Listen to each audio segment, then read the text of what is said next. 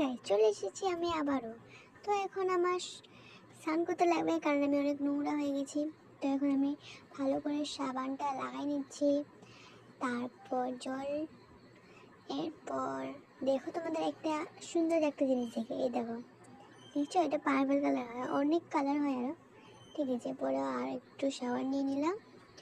তো এখন আমি কাপড় চেঞ্জ করব, ঠিক আছে? যারা যারা বয়স আছে তারা চলে যাও।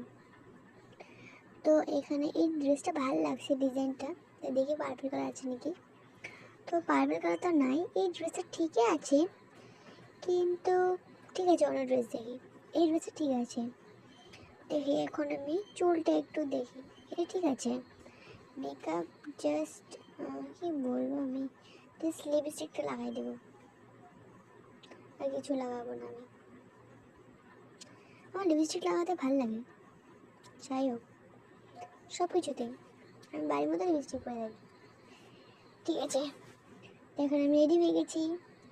তো এখন আমি কিছু খাবো। কি খাওয়া যায়,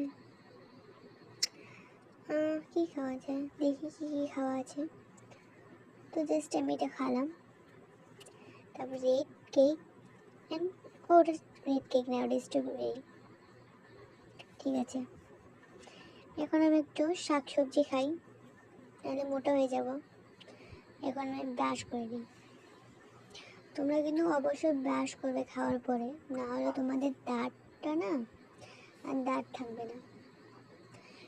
তো আমার 58 লেভেল কমপ্লিট অ্যান্ড 59 লেভেলে আমি পৌঁছে গেছি।